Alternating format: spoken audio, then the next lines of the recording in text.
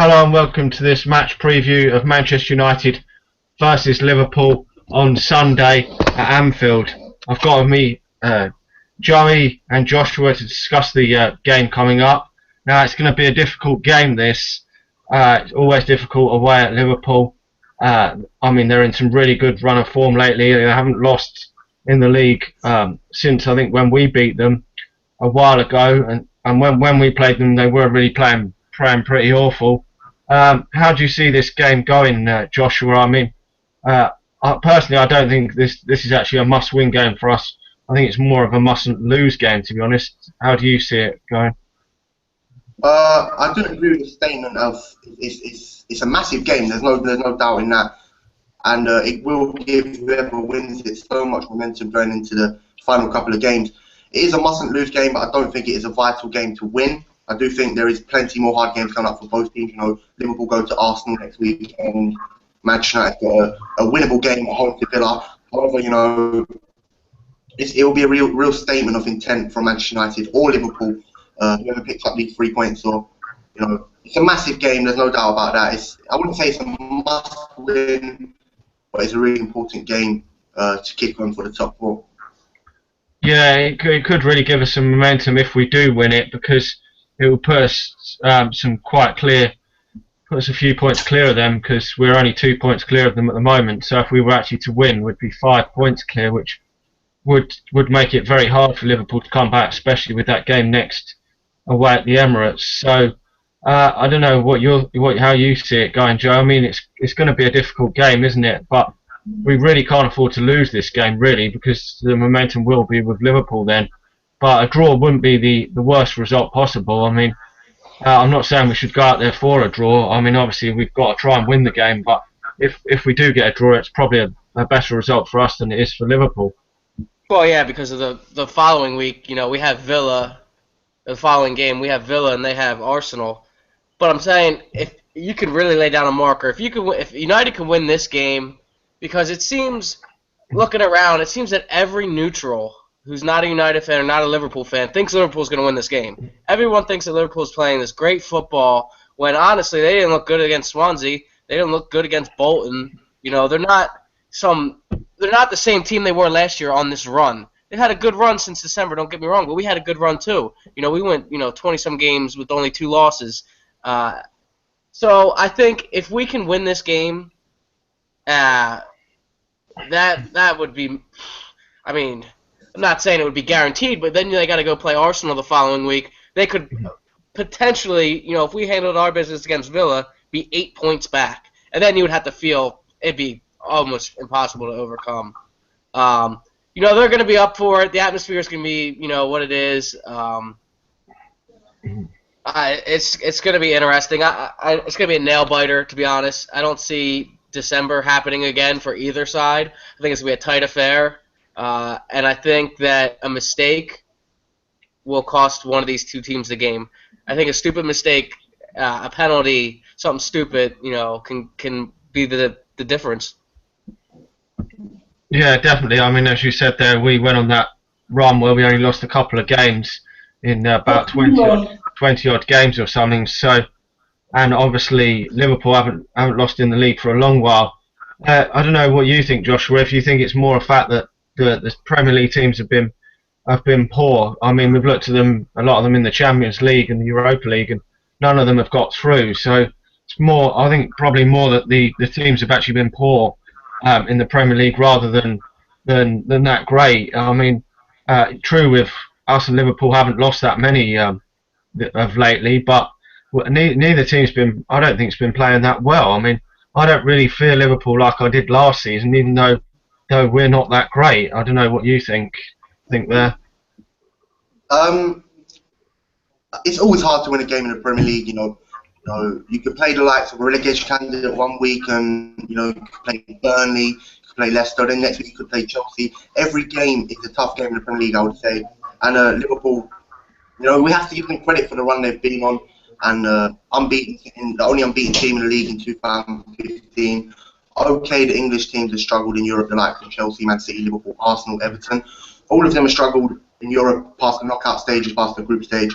But you know, I think we've got to give Liverpool credit where credit's due, and show some respect going into this game. But I am confident. I am confident going into this game. I'm not worried in the slightest. I think we have the firepower, and you know, we have the players to be able to hurt them just as much as we have the players to be able to hurt us. So I'm not too worried. I'm more excited about this game, and yeah, it's bound to be a great game. There's no doubt about it.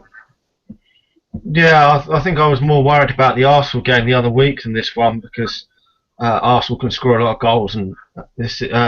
I mean, since Suarez has gone, their goals have definitely dried up a lot more than last season. I mean, although Sturridge has come back from an injury, so obviously he's going to start being more of a threat for them probably as the season goes on.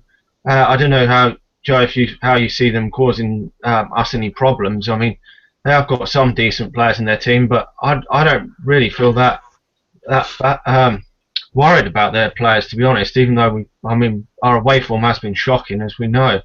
I think, you know, a lot of this game is going to be won in the midfield. It's going to be, you know, their creative players, Coutinho and Lallana, Sterling, versus Carrick and Herrera. And I think Carrick and Herrera are going to have to be vital if we're going to win this game. I think Carrick and Herrera are going to have to play just about a perfect game to win this game.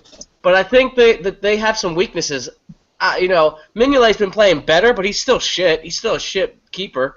I think that I think Sterling's been playing at right wing back, and I think that in wide areas, I think that our pace was Young and Di Maria, and I think Di Maria is going to start. I think further up in their third of the pitch, in wide areas, if we can draw those center backs out and get some crosses or some balls on the ground to, you know, Fellaini and Rooney, I think we can cause them some trouble. I think if we play our game and we play like we did against Tottenham, we'll smash them. But at the same time, they're going to be up for it. I'm more nervous than I am confident. But it's just how it is with the big games. You know, it's going to be a nail-biter because, like I said, I think it's going to be a tight affair. It's going to be similar to the Arsenal game. But I don't think we should sit back and defend. I think we should go at them because I think when we're attacking, that's when we're at our best, not sitting back. That's not Manchester United. That's not the United way.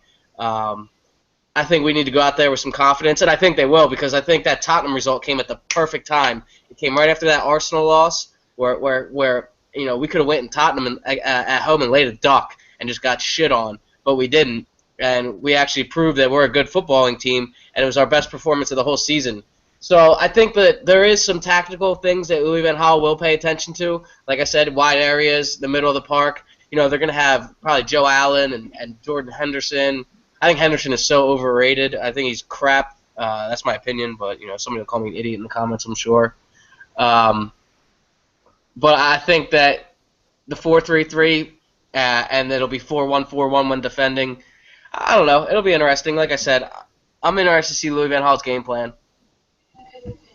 Yeah, definitely. I mean, as you said, that the performance last week was great. It's just I wish we could replicate that form away from home because although it was our best performance of the season, we've still scored a lot more goals at home and let in less goals than we have away. Our away form has been shocking.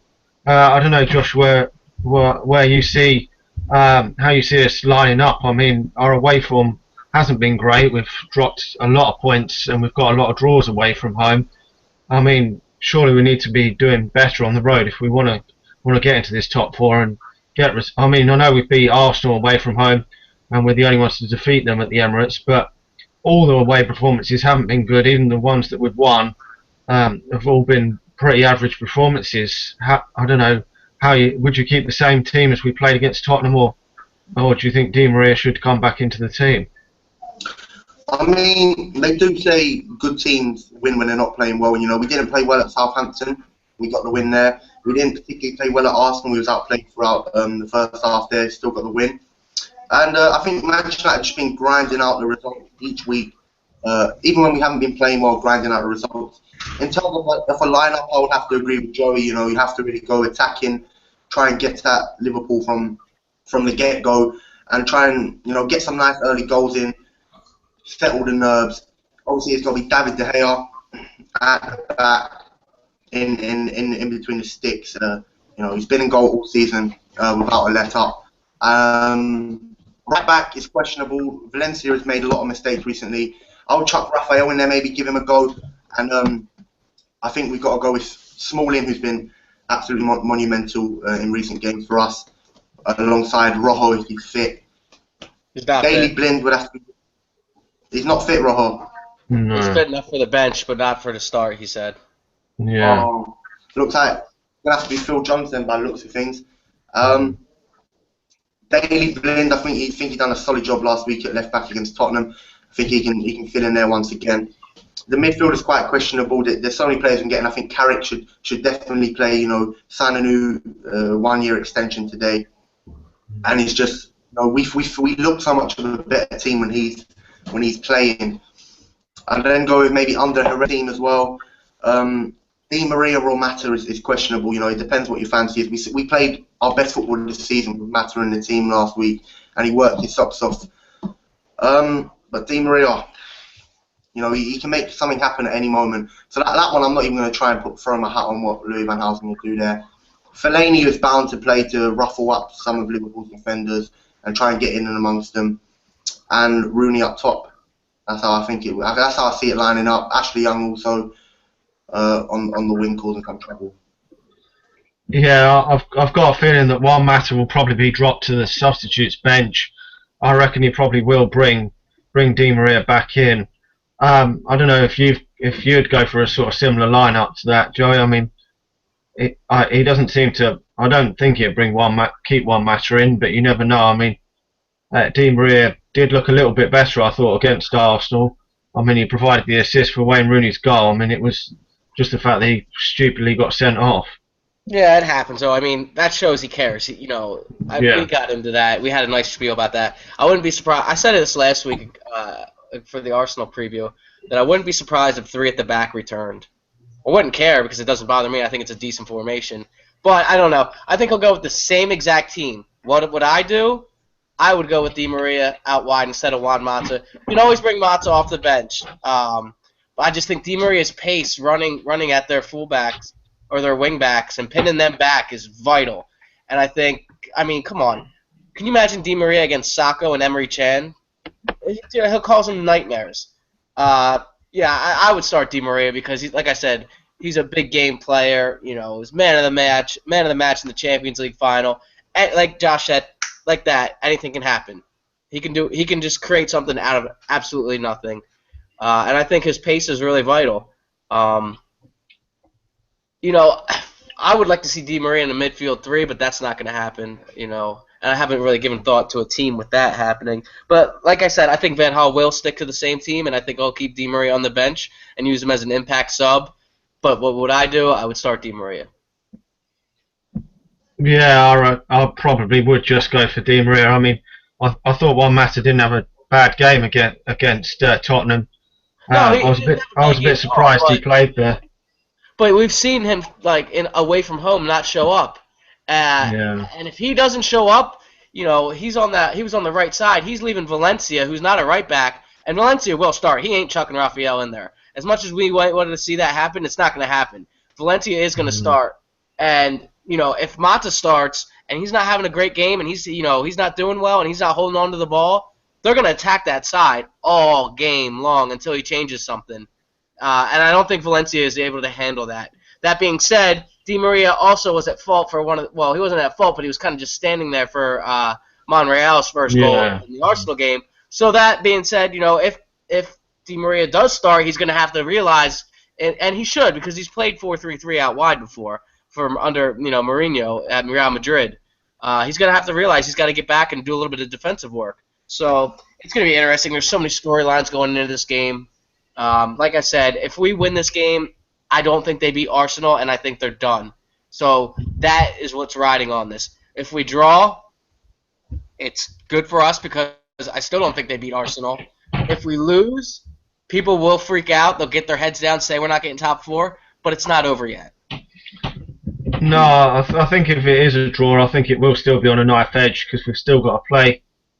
We've still got to go to Chelsea, and we've still got to play some other difficult games against Manchester City and Everton. So, I mean, that Manchester City one's going to be a local game. You know, Yeah. people should start looking at their schedule because it's not guaranteed that they get top four. While they probably will, you know, Yeah. it's funny because once the negativity starts around the club with like City, it's just like snow, and you see it snowballing now, and it's just getting bigger and bigger. And you know, West Brom under Pulis have knocked off a few sides that you wouldn't think. So don't sleep Yeah. on Berahino not getting a goal or two at the Emirates or at the Etihad. Anything can happen. Yeah, yeah, definitely. I mean, it is a bit of a race for this top four, but to be honest, I think probably Arsenal will definitely get one because they're playing the best and they've got, to me, the best fixtures. I don't know, Joshua, what sort of score prediction you'd go for this game? I mean, I think it will be quite tight. I suppose you'll agree. It probably. I don't think there's going to be a whole lot of goals in it because Liverpool aren't scoring that many goals, and they're not actually. They've kept quite a few clean sheets lately, so I don't think there'd be too many goals in it. I wouldn't want to jinx anything. As I said in my channel preview earlier on today, I wouldn't want to jinx anything. But if I was to go if I was to throw money on what I would predict the scoreline to be, I think I would go for a 1-1, and I would take a 1-1, as I think most Man United fans would, and move on from this game, try and rebuild against Villa next week, hope Arsenal do a job against Liverpool, and just kick on from there, to be honest. I mean, we've scored more goals from them, and conceded less goals than them. So, you know, we can't be doing too much wrong. No, definitely. I totally agree with you. I think probably about 1-1. It's going to probably. I can see Van Gaal trying not to get beat in this game. I mean, it would be terrible if we do get beat, and hopefully that game at the Emirates, Liverpool and Arsenal can be a draw, and then we'd open up a bit of a gap on Liverpool. I don't know what you're going for, Joey, and have you got anything else you want to add before we finish up? No. Just follow me on Twitter at Joey Tabor. Josh got a good YouTube channel, and Dan will put all the links in there. My head says 1-1. My heart says 2-1. You know, a late Fellaini winner, and then he does his little, you know, whatever the fuck he does. But you know, I'm excited. It's just a Classico day because then you got the, you know, El Clasico later in the day. It's just a good day for football. Be a good day to sit on the couch and not do a damn thing. But yeah, don't want to lose this game. Yeah, definitely not. Anyway, thanks to everyone for watching. I'll put all the links to all the YouTube channels and the Twitter accounts in the description box below. So follow us all on Twitter and YouTube. And we'll be back again for some reaction to how the game's gone on Sunday.